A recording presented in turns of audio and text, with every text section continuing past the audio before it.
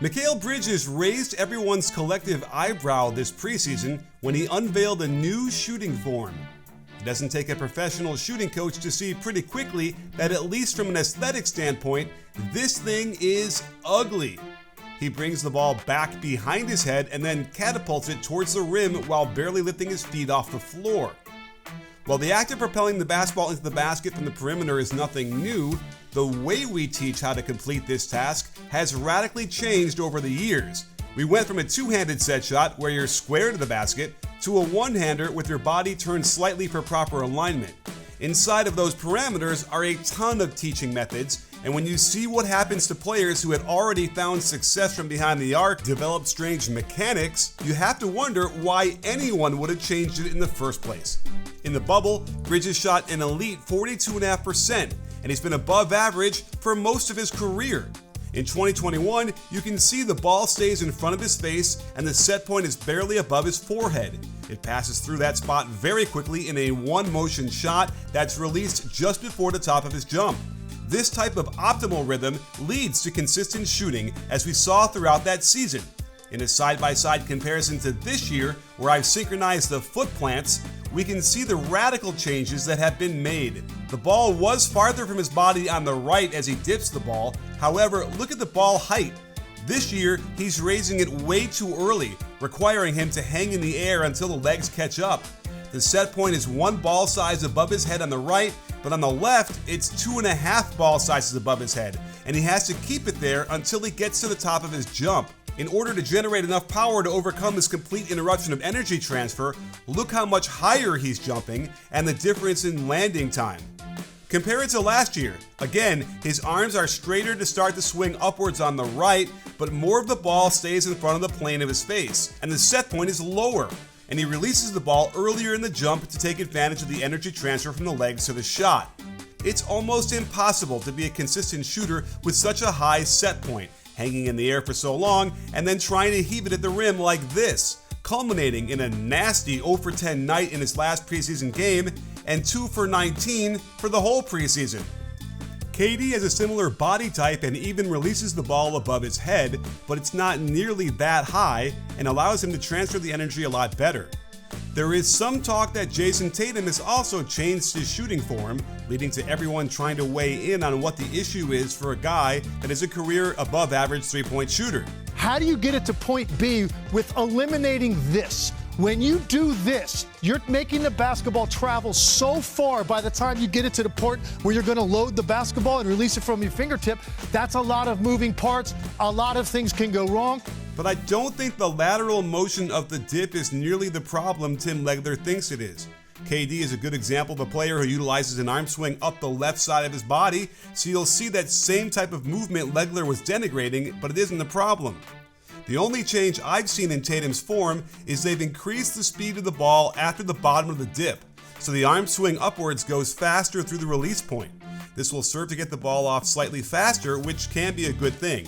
I think what Legler is responding to without quite understanding it is something I pointed out in the past.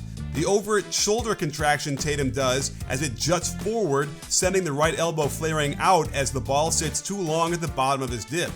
So speeding up the upward motion is half the battle, and if you would speed up the downward motion so it doesn't sit at his waist so long, I think that could affect the proper positioning and not make it as awkward as it looks. Looking at his career numbers in the regular season, you can see how inconsistency has plagued him due to this issue. And when the pressure increases both mentally and from the better defense in the playoffs, his numbers take a significant dip. There are so many ways to teach shooting the jump shot, but if you get someone using outdated information, it can make you feel helpless and frustrated as the bricks mount. But when you find your optimal rhythm and alignment, the rewards are immeasurable, much like the rewards you'll get from Built Rewards. Built is breaking ground as a neighborhood rewards program that hooks you up with points on your rent. Every month, pay your rent and watch the Built points roll in. Use points to jet off on a dream vacation. Put your points toward a flight or hotel stay with 500 plus airlines and 700,000 plus hotels and properties. You can also use your points to book fitness studio classes, redeem them toward a future rent payment. They're designed to meet your lifestyle. Pay rent hassle-free through the Built Rewards app. Your rent game just got a major upgrade. Built points have been consistently ranked the highest value point currency by the Points Guy and Bankrate.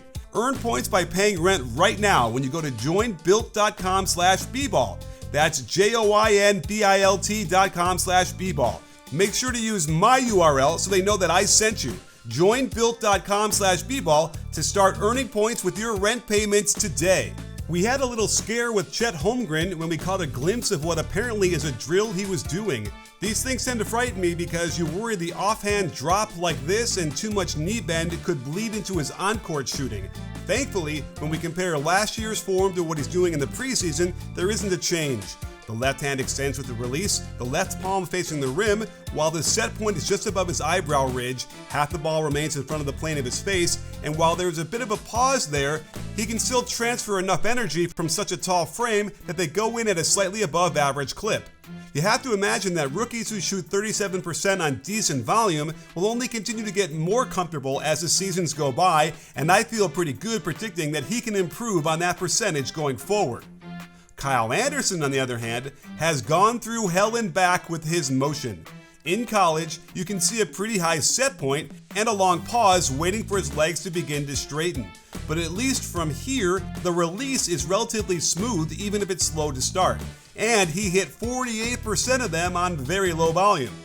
Here is where he began to raise the set point higher and higher, and this was the beginning of the ruination of his shot. It's much higher than it was, but it looks slightly quicker from set point to release, which is a good thing. The nightmare occurred in Memphis, where he developed an awful hitch. You can see him trying to lower the set point, but then he would create a second set point, from which he'd have to slightly bring the ball backwards to generate power before pushing it out towards the rim. It's hard to believe he shot 36% like this, but most of them were wide open since he needs a lot of time to get this shot off, and these mechanics could get thrown off easily by a defender being close. Last year, the hitch was still there, but in a different way. From the set point here, he almost starts to release it, then stops the ball to get back to that high set point for a beat, and then he releases the ball. To prove my point that it's impossible to be consistent with this kind of broken rhythm, his percentage plummeted to under 23%, and he basically stopped taking them altogether. Thankfully, someone with the Warriors helped him out. This looks a lot closer to how he shot in college. No more crazy hitch after the set point, just a pause and then smooth release. As long as he takes wide open shots, this form should hold up and he should shoot well, as evidenced by his scorching 54.5% from beyond the arc in the preseason.